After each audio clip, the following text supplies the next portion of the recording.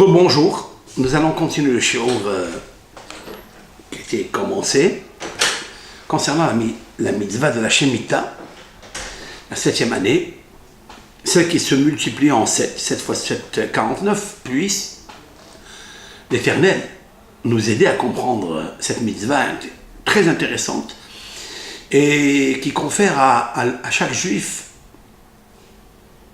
de connaître Hachem, même dans ses difficultés, surtout, parce qu'on a besoin de connaître Hachem dans les difficultés, pas quand on est bien, quand sur la table, sur le compte en banque, il y a ce qu'il faut pour payer la scolarité, pour acheter la nourriture, pour pratiquer les mitzvot. Non, il nous faut le connaître même quand tu es pauvre, même quand c'est difficile. Et cette mitzvah de la Shemitah est une mitzvah qui donne à l'homme la puissance de la Emouna, de vivre la Emouna. Pas seulement de savoir qu'il existe une force supérieure qui gère le monde, mais qui est omniprésente, et qu'il nous faut arriver à se débarrasser avec un grand calme, une grande sérénité de tous les problèmes qui surgissent à l'homme, chaque jour, au quotidien. C'est la mitzvah de la Shemitah, c'est pour ça qu'elle est marquée Behar. Behar, c'est-à-dire Behar Sinaï, la montagne de Sinaï. De la même façon que le peuple d'Israël s'est réuni dans le Har Sinaï, a reçu la Torah, mais il a dit quelque chose d'extraordinaire. Na'aseh v'nishma. Il a dit, nous ferons et après nous comprendrons. Ils sont arrivés à un niveau tellement haut, en sachant qu'ils vont marcher, voyager, pérégriner dans le désert, avant de rentrer en Eretz Israël, 40 ans. Un endroit désert. Un endroit sans eau. Ils le savent. Et Akadosh Baruch Hu leur dit, par Moshe Rabbeinu, vous allez écouter mes paroles. Et à Devarim ha'ele diber Moshe, el Béni Israël, voici les paroles que Moshe a parlé au Béni Israël, Vayomru, et ils ont dit, Na'aseh v'nishma. Kol asher amar Elohim, tout ce que Dieu t'a dit, Na'aseh v'nishma.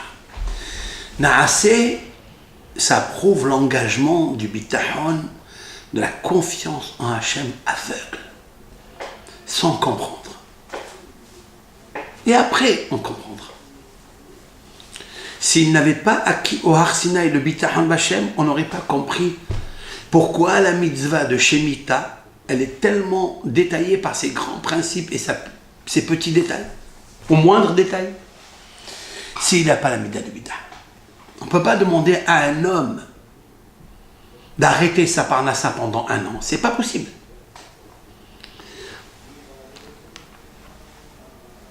On ne peut pas lui demander. 365 jours, demander à un Ben Israël d'ouvrir le champ, de laisser rentrer tout le monde, riches, pauvres, les animaux. Il ne doit pas semer et il ne doit pas vendanger. Vous savez, un homme est très attaché à son travail, à son labeur. Lorsqu'un homme, il donne sa vie pour quelque chose, il s'attache. Cette chose-là qu'il a fabriquée, qu'il a créée, c'est une partie de sa vie. Tout le monde le sait, ça. Surtout un champ qui apporte la subvenance à cette famille. Peut-être il a 2 familles. Peut-être je ne sais, il a une yeshiva. On lui demande pendant 1 an, tu ne t'occupes pas. Tu n'as pas le droit de vendre le produit. Fais confiance en moi. Montre-moi et fais-moi kavod que la terre m'appartient. Montre-moi, mon fils, que je suis ton père. et que tu aies confiance en moi à 100%. Montre-moi que tu es un étranger. Tu n'es qu'un étranger sur cette terre. Montre-le-moi. Ta vraie terre, ce n'est pas ici. Tu n'es que de passage ici. À l'instar de ce que racontent les élèves de Hafez Haïm, Alava Shalom, ce grand maître, luminaire en Torah, qui a écrit des livres qui ont été publiés dans le monde entier. Rabbi Israël Meir Cohen, celui qui a écrit le Mishnah Broura, le classique des 6 livres du Mishnah Broura, dont puisent tous les maîtres de la Torah après lui et dans sa génération. Mishnah Broura, il a mis 22 ans, 23 ans enfermé dans un grenier qui était son bête à Midrash, salle d'études. Il a écrit des autoroutes en compilant les paroles des poskim, des années et des années de labeur. Vous savez combien de difficultés il a eu le Hafez Haïm avant d'y arriver? Est-ce que vous savez comment le Hafez Haïm a montré et fait preuve que Akadosh Baruch Hu, il existe, c'est son père, et qu'il a tout fait malgré les épreuves douloureuses qu'il a vécues le Hafez Haïm. Lorsqu'il était au milieu du livre, il est arrivé au milieu du livre, il a perdu son fils. Il a perdu son fils qui était, comme il le dit d'ailleurs dans le Bi'ur Halakha, un des commentaires sur le Mishnah Broura, il dit: cet enseignement, je l'ai tiré du livre de mon fils, qui était Gadol Ador, le grand de la génération, et qu'il l'a perdu. Et il cite la mort de son fils. Vous savez qu'est-ce que ça veut dire perdre son fils? Quelle douleur! Combien on est perturbé à un moment où je suis en train d'étudier la Torah. Je suis en train de te faire plaisir à Kadosh Baruch Hu, je suis en train d'écrire ce que va devenir les lois sur la table, dans les maisons juives, dans les yeshivot, dans les synagogues, de partout. Ashkenaz, Séfarade, qui n'étudie pas le livre du Mishnah Broura? Et là, perdre son fils, quelle perturbation, quel trouble. Et sur le cercueil, avant de l'enterrer, il a dit: Satan, Satan, force du mal, tu veux m'empêcher de continuer, tu ne réussiras pas. Quel bitachon Hashem, d'où il a appris, d'où il a tiré cela? Il a tiré de la mitzvah de la Shemitah. Nous sommes guérim vetoshavim atem imadim, comme la Torah elle dit dans cette paracha, vous êtes des étrangers avec moi sur cette terre. Nous on considère que ce monde est passager, 70 ans, dit le psalmiste. Aujourd'hui, grâce à Dieu, on vit un peu plus. Eh bien, faisons des mitzvot. Remplissons les valises de mitzvot. Mais il faut savoir que le Hafez Haïm a continué à écrire. Quand il arrive aux 3/4 du livre, Dieu préserve, il perd sa fille. Juste quelques jours avant le mariage ou après le mariage, je me souviens. Vous imaginez un petit peu ce qui se passe là. Et le Hafez Haïm, il comprend ce qui se passe. Il sait que ce livre qu'il va écrire va guider le peuple d'Israël jusqu'à l'avènement messianique. Il le sait. Il sait qu'il est passager dans ce monde. Qu'est-ce qu'il fait? Il s'arrête. Avant de l'enterrer sur son cercueil, il dit 3 fois, cette fois-ci: Satan, Satan, Satan, tu es très très fort. Mais tu ne réussiras pas à m'influencer d'arrêter d'écrire. Il a fini son livre. Ce livre est publié dans le monde entier. Des milliers d'éditions. Ce livre est extraordinaire. Grâce à cette puissance qu'il a eue, à ce bitachon bakalubra, cette émouna inébranlable, implacable, il a réussi à écrire le livre que tout le monde aime, tout le monde essaye de travailler dessus. Lachon hara, shmirat al-lachon. S'il y a un homme dans ce monde qui a donné à manger les lois de Lachon hara à des générations depuis qu'il est décédé, c'est lui. Comment on mérite une chose pareille? Comment Akadosh Baruch Hu choisit l'homme pour faire passer par lui le bénéfice communautaire? Zikouy Arabim. La plus grande des choses, plus grand qu'un ange. C'est celui qui diffuse la Torah, que sa Torah réussit à pénétrer dans les maisons juives, dans les cœurs, dans les âmes juives. Il faut avoir un grand mérite. Mais ça ne vient pas facilement. Il faut être comme Rabbi Shimon bar Yochai, enduré, difficile. Il faut une force insoupçonnée. D'où on extrait cette force-là? La Emouna, certes, mais d'où? De la mitzvah de la Shemitah. Il y a deux choses qu'il nous faut retenir dans cette mitzvah. Oui, le peuple d'Israël est capable de laisser en jachère, en abandon, sans terrain, sa vigne, sans semer, sans récolter toute une année, c'est-à-dire la 8e année. Parce que la 7e année, on se nourrit par les bénéfices, par la récolte qui se produit la 6e année, comme je vais l'expliquer. Tu peux poser la question, qu'est-ce que je vais manger alors la 8e année? La 8e année, tu mangeras de la 6e année. Si habituellement la 6e année, elle donne une récolte suffisante pour l'année, et en plus, la majorité de la 7e année, elle est bénie par la 6e, puisqu'on récolte, on cumule dans les greniers, et on se nourrit avec le temps d'attendre la semence effectuée dans la 7e et la récolte qui se produit la 8e année. Je vais ordonner à la 6e année, lorsque tu vas semer le mois de Nissan pour récolter après le mois de Tishri, je vais mettre la semence avec la condition que je vais observer l'année 7. Alors je recommanderai à ma bénédiction, dit l'Éternel, que cette année 6e, elle te produira suffisamment de quoi nourrir la 6e, une partie, toute la 7e et la 8e. 3 années de bénédiction.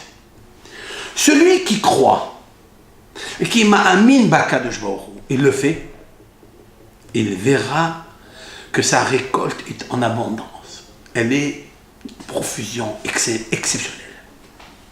Celui qui ne croit pas et qui a commencé à travailler la 7e année de la Shemitah, il ne verra pas la bénédiction.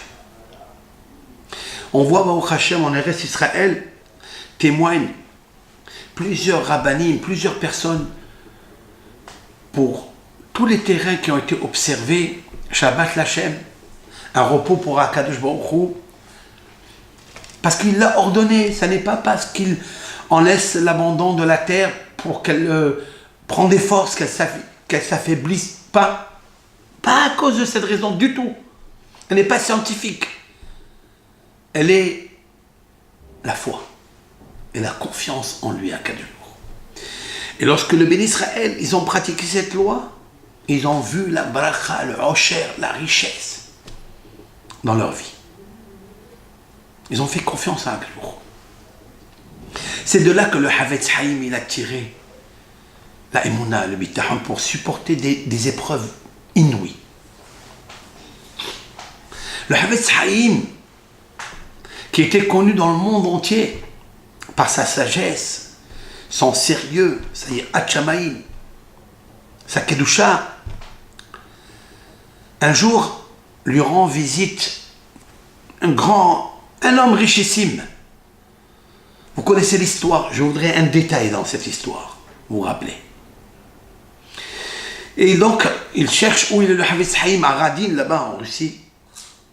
Et On l'amène voir le Havetz Haïm. Et on voit une petite bicoque, une petite baraque, des meubles simples. Aucune modernité, aucun Louis XIV, ni Louis XVI, rien d'acoustique. Tout était le plus simple possible. Même des chaises bancales. Et le Havetz Haïm là, en train d'étudier la Torah. Cet homme-là rentre et lui dit, je cherche le grand maître de la Torah, le Havetz Haïm alav shalom.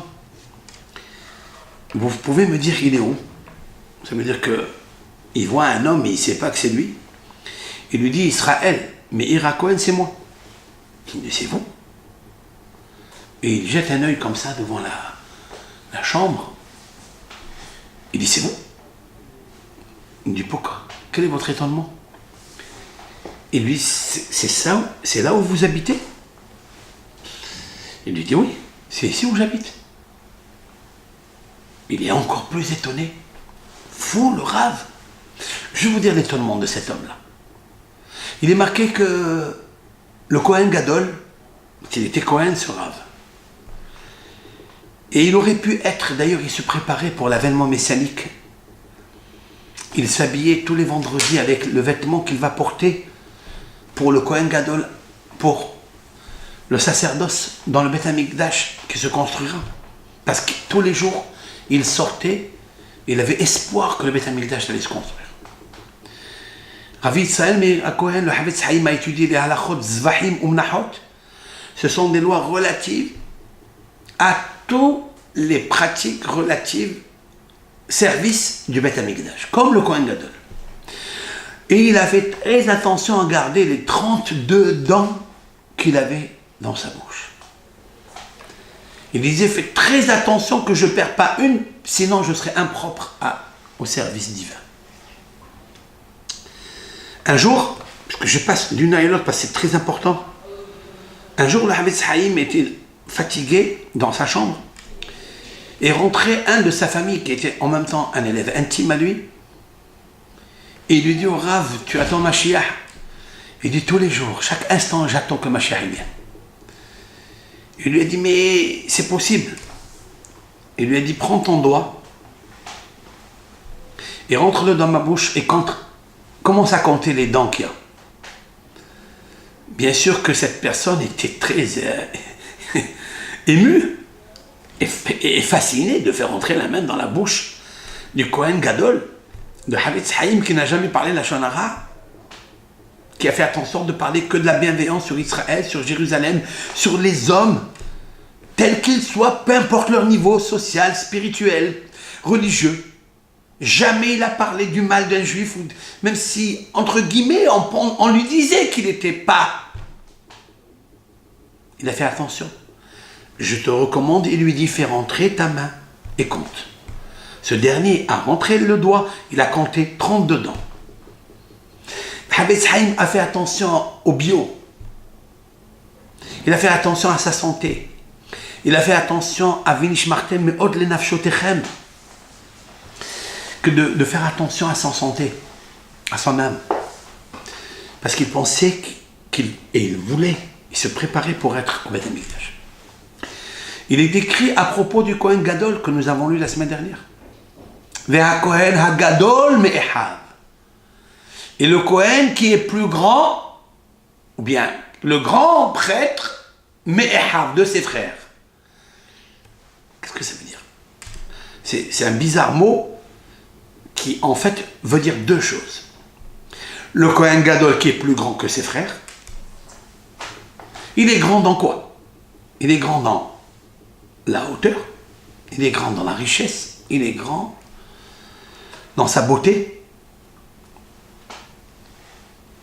et dans la modestie. Le Talmud demande, et s'il est court, et il a un visage qui est tordu, c'est pas un défaut, hein? Et si il n'est pas riche, qu'est-ce qu'on fait? Il dit, ne t'inquiète pas.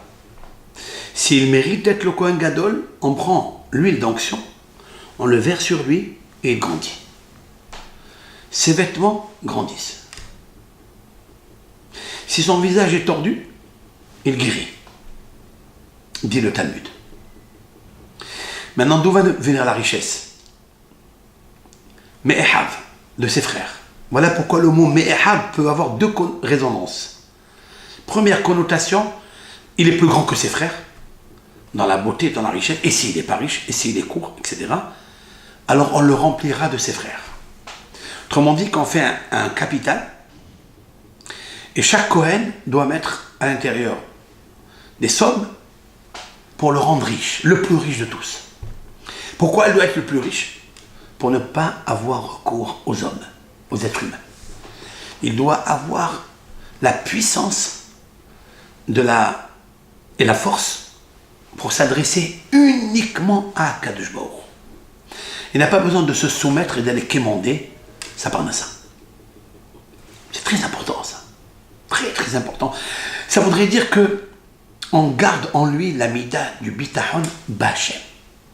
Avoir confiance qu'en Hachem, pas en les êtres humains. Ça c'est le Kohen Gadol.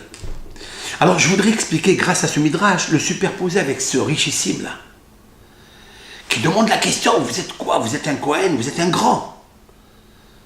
Les gens de la communauté ne vous ont pas enrichi. Vous habitez dans une baraque. Alors, le Havetz Haïm, de revenir vers lui, il dit, et toi où tu habites maintenant? Il lui a dit, moi j'ai loué un hôtel. Il lui a dit, un hôtel? Et combien de chambres il y a? Il a dit, une petite chambre. C'est un petit T2 avec une petite cuisine. Et il lui dit, mais tu es habitué à ça? Il lui a dit, ah pas du tout. Je ne suis pas habitué à ça. Moi, là-bas en Angleterre, j'ai une villa unique. 30 chambres, grande piscine, jacuzzi, etc. Des chevaux. Mais alors, comment tu arrives à résister dans une chambre avec une toilette et une cuisine? Il lui dit, mais c'est rien ça. Tu dis, pourquoi? Parce que je sais que je suis de passage. Je sais que c'est passager, je sais que là je voyage, je suis là quelque temps. Mais je ne pourrais pas rester tout le temps comme ça. Je suis habitué à mes 30 chambres. Alors le Havetz Haïm lui dit que tes oreilles écoutent ce que ta bouche a répondu. Quelle est ta question? Comment je résiste dans cette bicoque alors que j'aurais eu le mérite d'avoir 30 chambres? Je suis de passage. Je suis un petit étranger de passage. C'est un passage qui dure 70 ans. Mais il ne dure que 70 ans. Et 70 ans, c'est très très vite. Ils vont très vite passer. Et la preuve, le Havetz Haïm n'est plus là. Par contre, j'essaie de m'habituer dans ce monde avec une petite chambre, avec une petite bicoque, avec des chaises bancales. Parce que je sais que là-bas, j'ai un paradis, pas avec 30 chambres, avec des milliers de chambres. Et c'est inestimable, et c'est même pas comparable à des chambres, il n'y a rien du tout. C'est que je serai à côté, à proximité des tzaddikim, Moshe, Avraham, Yitzhak, Yaakov. Et c'est là tout mon bonheur, à proximité de la Shekhinah. Toi en Angleterre, même si tu as 30 chambres, même si tu as tout ce que tu veux, mais ta petite maison devant le palais royal, devant la maison de la reine, il est FS, il est 0. Alors choisis, qu'est-ce que tu veux? Tu es des passages comme la chambre d'hôtel, ou tu es éternel comme ta maison en Angleterre? Choisis, qu'est-ce que tu veux, ça ou ça? On voit de là que le Havetz Haïm a compris qui guérit Vetoshavi Matem Madi. Ça veut dire que Akadosh Baruch Hu a donné la clé essentielle. Comment arriver à passer nos épreuves? Dans ce monde qui est passager, C'est dur de supporter les épreuves. Mais si tu te dis que tu es passager, que les épreuves sont passagères, et c'est ce qui arrive d'ailleurs. Maintenant, je vais t'apprendre quelque chose. Tu n'as pas besoin de souffrir dans le passager et les épreuves. Tu n'as pas besoin. Tu as besoin de te renforcer par la Emouna, qui, elle, est un bouclier qui enlève, qui jette toutes les flèches de l'angoisse, du stress, de l'oppression, de l'enfoncement, de tout ce que l'on veut. Tu peux garder ton sourire, tu auras le sou et le rire.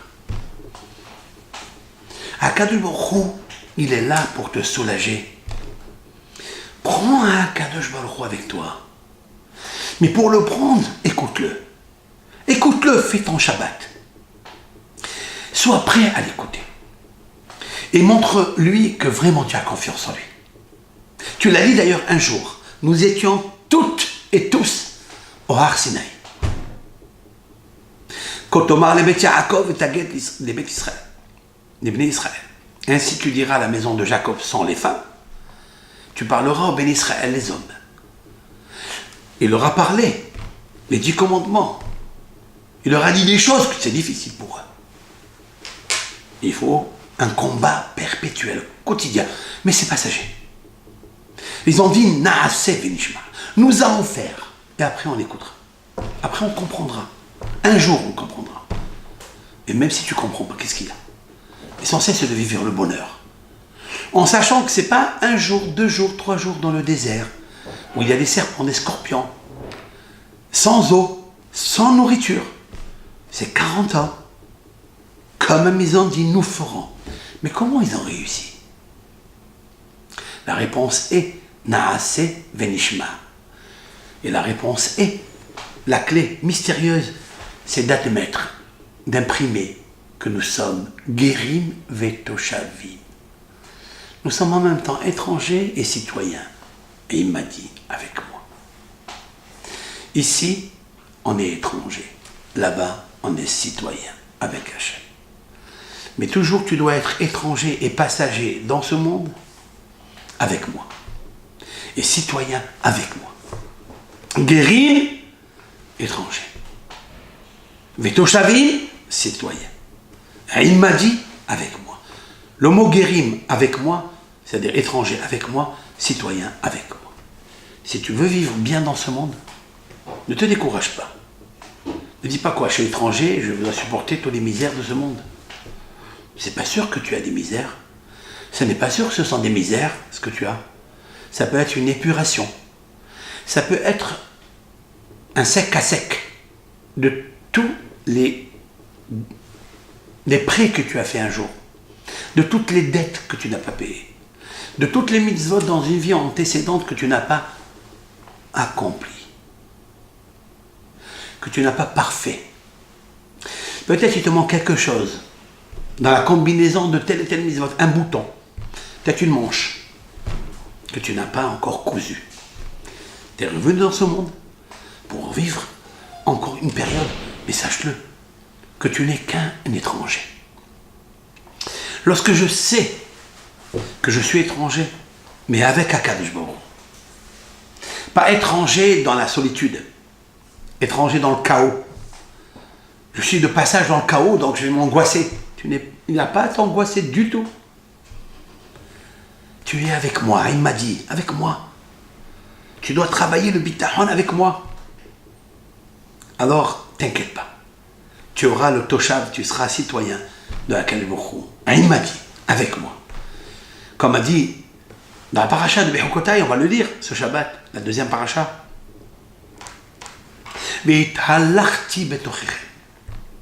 Si vous observez la Shemitah, les mitzvot,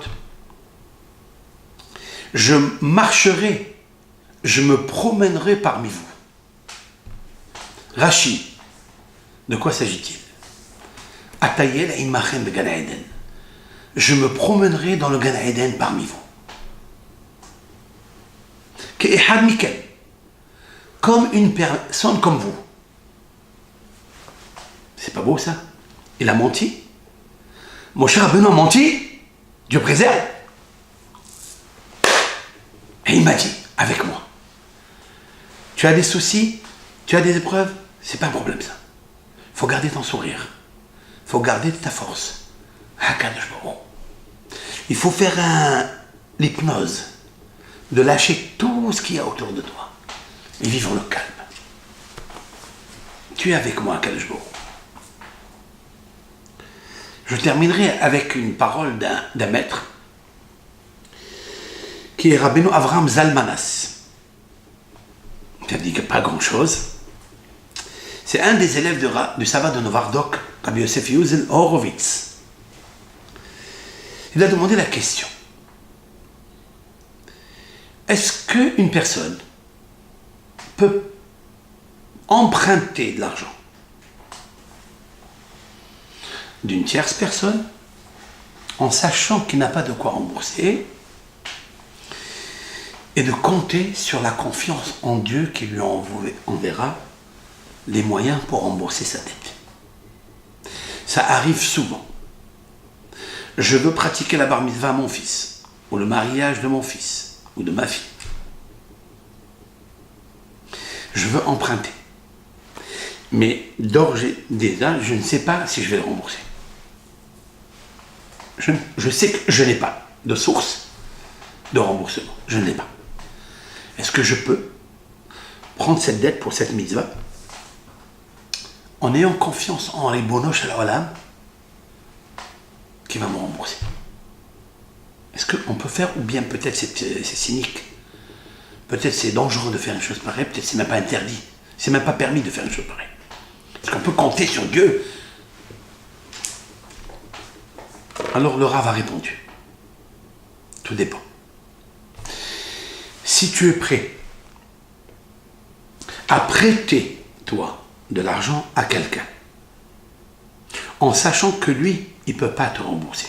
Il ne peut pas. Mais toi, tu as une mitzvah capitale dans la Torah lorsque tu prêteras de l'argent à ton frère qui a déchu, qui n'en a pas. Qui n'en a pas.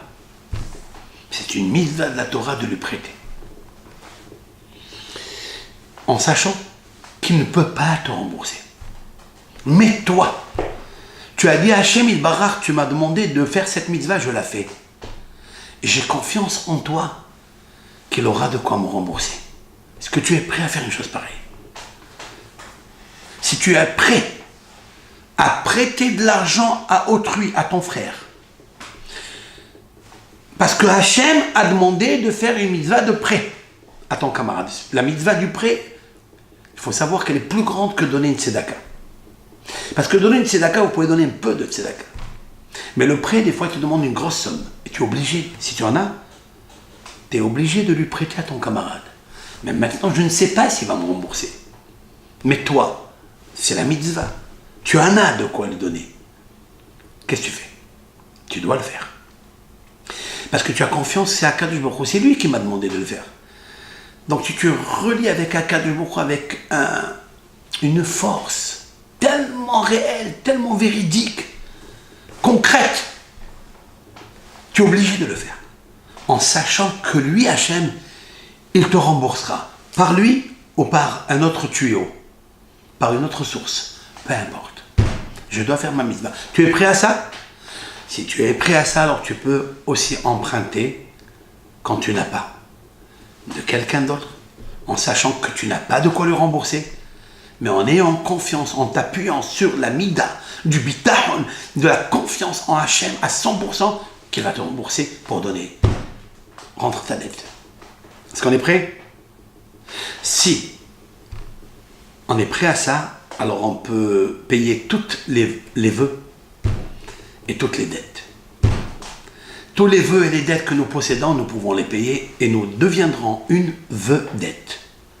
Parce que Akadosh Baruch Hu, c'est lui qui est la source de ta parnassa. David Amelech nous a appris énormément. Lorsqu'il était David Amelech dans un désert, Biyoto Bemidbar Yehuda, David Amelech a chanté à Hachem Yitbarach quand il avait soif. Il n'avait rien à manger.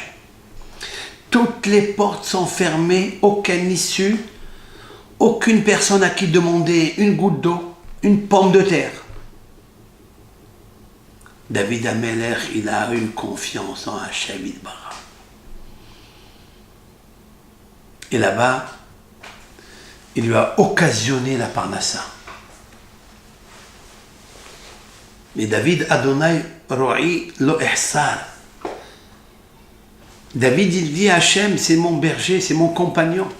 Lo ihsar, je manquerai jamais. On n'a jamais vu quelqu'un qui meurt de faim parce qu'il habite à Ham Hachem. Il doit travailler, c'est sûr.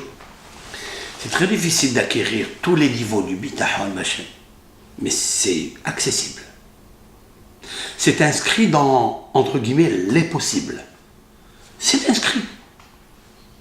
Lorsque les peuples d'Israël, au temps de Jérémie, le prophète Jérémie, il leur a demandé pourquoi vous n'étudiez pas la Torah. Comme l'ont fait vos ancêtres. Ils ont reçu la Torah, ils ont étudié 40 ans dans le désert. Alors ils lui ont dit, avec quoi on va étudier la Torah, on n'a pas de parnassa. Il leur a sorti le plateau de manne, parce qu'il existe le plateau de manne qu'a gardé Aaron à Cohen. Le dernier, à un certain moment, dit à Moshe, dit à Aaron de garder un plateau de manne. Il leur a montré, il leur a dit, comment se sont nourris vos ancêtres? Avec la manne. La manne, c'est dans le désert. Comment ils ont fait? Si on n'étudie pas la Torah, comment on va se ressourcer de la grande source intarissable, la sagesse, la vie, l'oxygène, la respiration, Dieu? La neshama de Dieu, comment on va se connecter avec elle? C'est pas possible. C'est le limud de la Torah, l'étude de la Torah. Rabbi Haim Ben Attar a écrit 42 pirushim, commentaires, sur la première phrase de la paracha de Bechukotai. Ce sont 42 pirushim exceptionnels.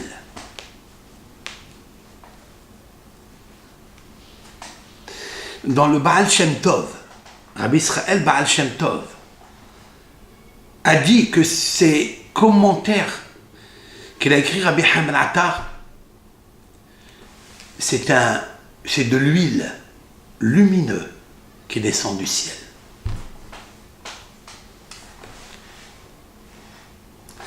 Dans ce livre écrit, un des commentaires, il dit quelle est la juxtaposition qu'il y a entre Bechukotai et Behar. Behar, ça veut dire quoi? La Shemitah. Demander à un homme d'être un ange. C'est-à-dire de laisser son terrain un an abandonné. La 7e année. Il n'a le droit que de manger et de distribuer. Comment est-ce possible? Vous savez comment c'est possible? Par la Torah. Par l'étude de la Torah. Qu'est-ce qui nous a nourris dans les siècles, dans les décennies? C'est la Torah. C'est les rabbanim qui ont étudié la Torah. Tous nos rabbanim que nous connaissons dans le monde, c'est parce qu'ils étudient la Torah. Et Gdolei Hador, ce sont des personnalités qui sont assises. Ils n'ont rien d'important dans ce monde que d'être assidus et faire leur dû. Bien entendu, ils ont étendu et répandu la lumière dans le monde.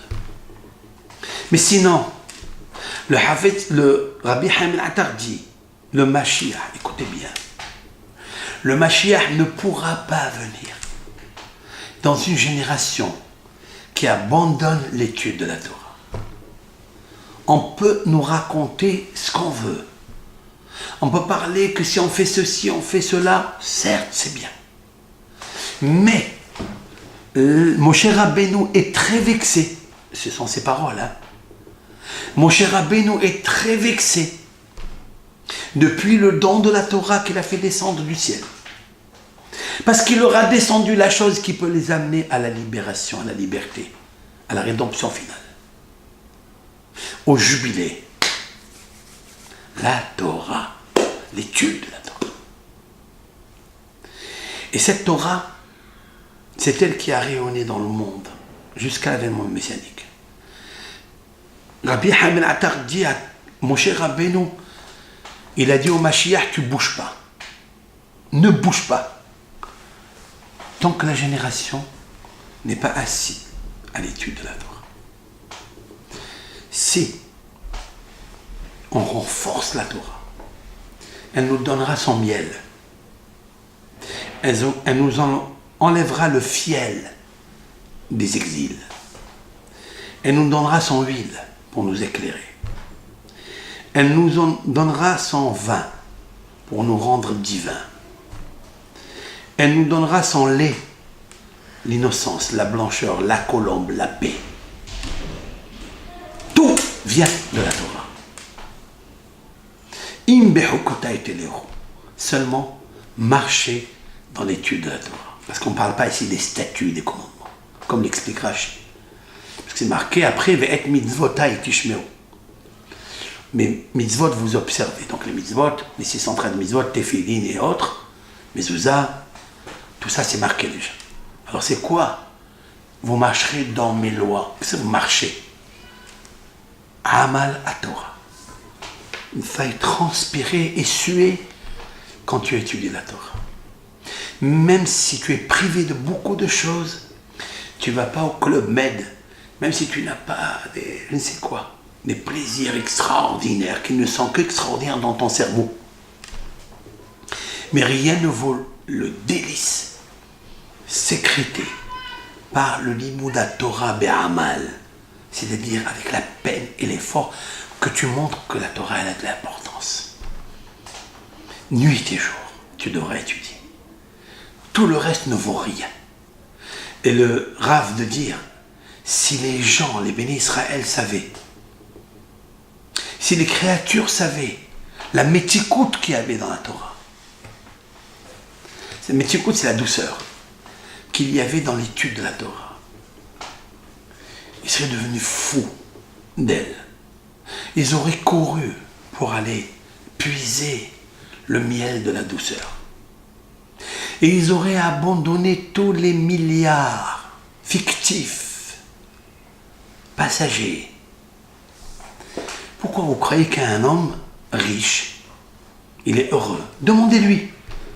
On n'a jamais entendu un homme riche par le nom qu'il est heureux, qu'il est content, qu'il est joyeux. Son bonheur. D'abord, il ne mange pas plus que tout le monde. Il dort sur un lit. Il est assis sur une chaise. Il mange la même pomme, la même orange. Qu'est-ce qu'il y a de particulier? Des richesses extérieures? Mais vous croyez qu'il les mange? Vous croyez qu'il se nourrit de ça? Il se soucie de ça. Il se soucie de savoir est-ce que la bourse, elle va monter ou elle va descendre. C'est comme l'échelle de Jacob, sauf que là-bas, c'était des anges qui montaient et qui descendaient en lui. Les anges, ce sont les énergies de la Torah. C'est le spirituel. C'est l'antithèse de la matérialité, de la richesse. C'est les anges qui montent et qui descendent en Jacob, pas en l'échelle. Bien sûr, sur l'échelle de Richter. Parce qu'il avait une Richter où il était en train de dormir. Mais sa tête, elle atteignait la cime du ciel, qui n'est jamais artificiel, il est essentiel. Hakadosh Baruch Hu. Et l'Éternel est apparu à lui. Et l'Éternel se dresse sur lui. Sur qui lui? L'échelle? Non, lui, Jacob, Yaakov. Parce que c'était l'homme parfait. L'homme qui a reçu le diplôme Ishtam Yoshev Ohalim, qui est assis en train d'étudier la Torah. Il savait que l'intégrité et le parfait et le complet se trouvent dans la Torah. Mais le riche, la nuit quand il ne dort pas, il a l'insomnie, parce qu'il veut savoir qu'est-ce qui se passe dans le Dow Jones ou dans le Wall Street, dans la bourse, dans le CAC 40. Il est perturbé toute la journée, savoir est-ce que le dollar il est monté ou il est descendu. Olim veyordim bo. Il monte et il descend en lui, pas dans l'échelle, en lui. Il dort pas. Et même s'il sourit, il rigole, c'est pas vrai. Il vous le dira, hein.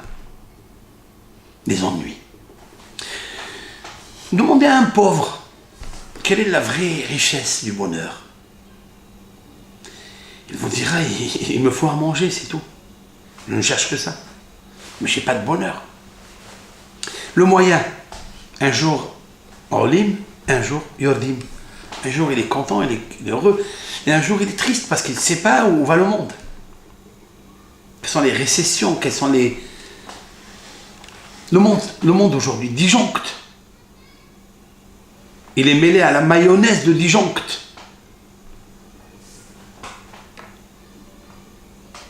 Alors quel est le vrai riche? C'est vrai celui qui est content de son sort. Mais qu'est-ce que le sort de quelqu'un pour le sortir de là? Comme je dis toujours avec l'aide de Hachem, qu'est-ce qu'un riche? C'est celui qui est content de son sort. Alors il s'en sort. Il monte comme un ressort. Même si ça n'est pas de son essor, il trouve toujours des sponsors. Le boulevard Montparnasse, à Kadosh Baruch. Montparnasse. Montparnasse. C'est lui.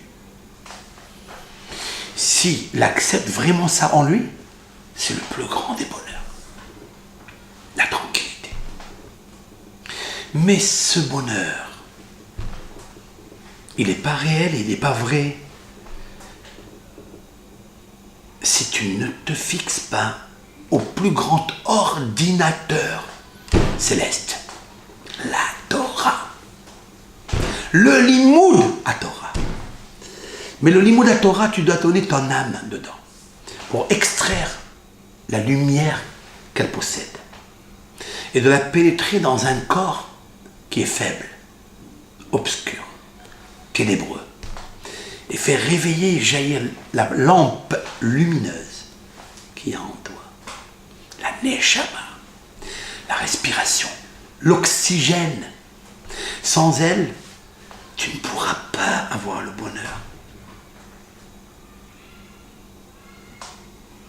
In bechukotai telechu. In bechukotai telechu behar Sinaï. Toujours se rappeler cette petite montagne qui a reçu et avoir reçu le mérite de recevoir Moshe Rabbeinu sur elle, à Kadosh Baruch Hu, qui est descendu chez elle. On donnait à Moshe Rabbeinu, qui est le commercial de la Torah, si l'on peut dire ainsi, pour nous dispatcher, diffuser le bonheur, la Torah. Prenez votre temps, prenons notre temps et consacrez un moment d'étude fixe à la Torah. Dans ta chaise fixe, dans le temps fixe, dans ta chambre fixe ou dans ton champ. L'essentiel qu'elle te fixe et qu'elle rentre en toi comme des fixes, comme des vis, des clous qui sont fixés, qui ne bougent pas. Qu'elle rentre. Il faut essayer de toute façon. C'est dans les possibles. C'est ça en fait, cette mitzvah qui est extraordinaire, Behar Sinaï et Bechukotai Telechu. Nous diffuserons avec l'aide de Hachem d'autres cours sur ces deux péricopes qui sont Mehubarot, qui sont ensemble, parce qu'il y a énormément de choses à dire. Il y a des choses, des nouveautés inédites révélées dans les Midrashim, à travers les textes, à travers les initiales des textes. Il y a des choses magnifiques à dévoiler au Ham Israël, parce que c'est ça en fait le but final. Le bonheur, c'est quoi? Je vais vous le dire. C'est de savoir que tu es passager et c'est tout. Même que tu es riche. Mais si tu accompagnes cette richesse avec cette clé de savoir qui guérit Vetoshavim Atem Imadi. Car vous êtes des étrangers, passagers et aussi citoyens avec moi. Tu peux être un homme citoyen, tu peux avoir des cités. Tu peux avoir un site. Bien que le Yetzirah t'incite à te faire oublier le passage fictif, aléatoire de ce monde, le vestibule. Prépare-toi dans ce vestibule, mais avec Akadosh Baruch Hu. Un homme, un grand homme, ça n'est pas celui qui fait des grandes choses. C'est celui qui rend les petites choses grandes. Même s'il est dans une chaise bancale, avec une petite bibliothèque, avec un petit bureau, mais il faut qu'il sache que Hachem, il est avec lui. Alors il a tout. Je vous ai déjà dit dans un des cours, je ne sais pas s'il a été écouté ou diffusé, je ne me rappelle pas, que Ravi Sachar Meir, de la ville de Netivot de Baba Saleh, qui était tellement attaché au Rav, Baba Saleh, à Tzaddik, le jour de l'Akba Omer, il lui a dit, il est venu le chercher en voiture pour l'amener avec lui à l'Akba Omer pour pèleriner. Et Baba Saleh lui a dit, mais pourquoi je vais aller à Mérod? Rabbi Shimon Bar Yochai, il est avec moi dans la chambre. Il est assis à côté de moi en train d'étudier avec moi. Comment? C'est une blague? Rabbi Shimon Bar Yochai, il est avec toi? Oui. Lorsque je prends le livre du Zohar, que je sois à Bnei Brak, ou à Yerushalayim, ou à Ashdod, ou à je ne sais quelle ville, ou à Méron, mais si j'ai le livre qui est l'âme de l'auteur, à la hauteur, tu peux être à Boutouktou, tu peux être dans les oubliettes, ou au château d'If là-bas, tu prends le livre, tu cites les paroles qu'il a dit Rabbi Shimon Bar Yochai, tu les comprends, tu les intègres, c'est Rabbi Shimon Bar Yochai qui rentre en toi. Il y a beaucoup de gens qui vont pèleriner, certes, c'est quelque chose de fantastique, de fabuleux qu'il faut faire. Ils reviennent avec imbibés d'espoir, de force, de émouna. Je leur conseille de manger Rabbi Shimon Bar Yochai, c'est possible? De le rentrer dans tes entrailles, c'est possible? Oui. Étudie le texte qu'il a écrit. D'ailleurs, il est stipulé dans tous les livres que celui qui arrive chez un tzaddik, par exemple une femme chez Rachel Imenu, chez Sarah, Rivka, Rachel, elle doit étudier un passage que Rachel a dit. Parce que rien de tel pour un tzaddik ou une tzaddikette que de dire un Dvar Torah qu'ils ont dit dans ce monde. Il n'y a que ça qui reste. C'est l'oxygène de ce monde, de son âme. Il faut le savoir, ça. D'ailleurs, David Amelech a dit c'est marqué dans le traité Zvahim, page 96b, Tzadik Vav, Amoud Bet. David Amelech a dit quelque chose de bizarre. Agura be'aholecha olamim. L'Éternel, s'il te plaît, je veux siéger dans les deux mondes à jamais. La Gemara demande, est-ce qu'un homme peut siéger dans les deux mondes? Le corps et l'âme se trouvent ici d'une manière passagère, aléatoire. Et quand il quitte ce monde, le corps reste ici, l'âme reste là-bas. Donc il ne peut pas habiter en même temps. Olamazé, Olamaba, c'est pas possible. Répond le Talmud, oui. Comment? Il a dit, David Amelech, s'il te plaît, fais en sorte que les Dvar Torah que j'ai dit, que les halachot que j'ai dit, que le moussar que j'ai dit au peuple d'Israël, que j'ai écrit, soit étudié dans les salles d'études dans ce monde. Afin qu'au moment où il cite le cours que j'ai fait, mes lèvres, si l'on peut dire ainsi, mon âme, qui a des lèvres aussi, va chuchoter dans la tombe. Il n'y a pas, il ne faut pas le comprendre qu'il y a là-bas les lèvres qui bougent. Il n'y a rien qui bouge. Il faut être cartésien quand même. Mais le Maharsha explique, et d'autres, un des commentateurs du XVIe siècle, explique que la Neshama, elle pose sur le Kever. Parce que quand vous dites Dvar Torah c'est nishmatique, c'est spirituel, c'est Dieu. Dieu, c'est une grande Neshama, Kodesh Kadashim. Quand vous parlez de parole de Torah, et bien cette parole de Torah, elle relie la Neshama en haut avec le corps en bas. Donc vous vivez à l'instant et au même moment deux mondes. Vous avez vu ce que c'est? Si on veut réveiller et susciter la prière ou la plaidoirie de Rachel Imenu, de Sarah Imenu, de Avraham Avinu, de Yaakov, etc., nous avons besoin de dire quelques paroles de Torah à eux. Donc si moi je suis à Netivot ou je suis à Marseille ou à Paris, je prends le livre du Zohar qu'a écrit Rabbi Shimon Bar Yochai et je lis dedans. Qu'est-ce que je fais à ce moment-là? Une puissance nucléaire. Je fais remuer les paroles, les lettres, les mots, les phrases qu'a sorti de sa bouche Rabbi Shimon Bar Yochai, qu'il a posé dans le livre, je les cite. Et je lui téléphone. Je rentre en contact direct avec lui, avec sa neshama. Il est tellement joyeux. Demande-lui ce que tu veux. Vous savez ce que je vous dis là? Demande-lui ce que tu veux. Et on ne le fait pas. C'est bizarre, hein? C'est bizarre. Comment l'homme, ce n'est que du psittatisme. Il dit des choses merveilleuses, mais lui-même, il ne vit pas ça. C'est ça que la Torah vient nous apprendre. Vivons les choses. C'est pas seulement d'avoir la foi, mais à la fois, et toutes les fois, avoir la confiance de ce que tu dis. La réalité des choses, le concret. Ce livre existe ou pas? Il est là devant moi. Mais Rabbi Shimon Bar Yochai, il est dedans. C'est comme ça que je le vois. Et quand on parle de lui, quand je prends les Teilim, je monte un peu plus David HaMelech. Quand je dis quelque chose de David HaMelech, un Teilim, Ashrei Aish, Asher lo halach ba'asat reshaim, Ashrei temi medarich, je cite les psaumes, je réveille la neshama de David. Dis les choses qu'il a. Il est heureux, il est content. Sa neshama, elle vit dans les deux mondes. Vous lui donnez la vie.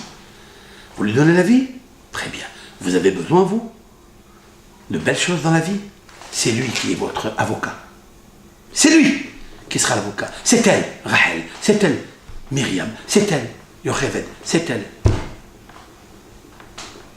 Vous comprenez? Et Ratzon, qu'Akadosh Baruch Hu écoute ces paroles.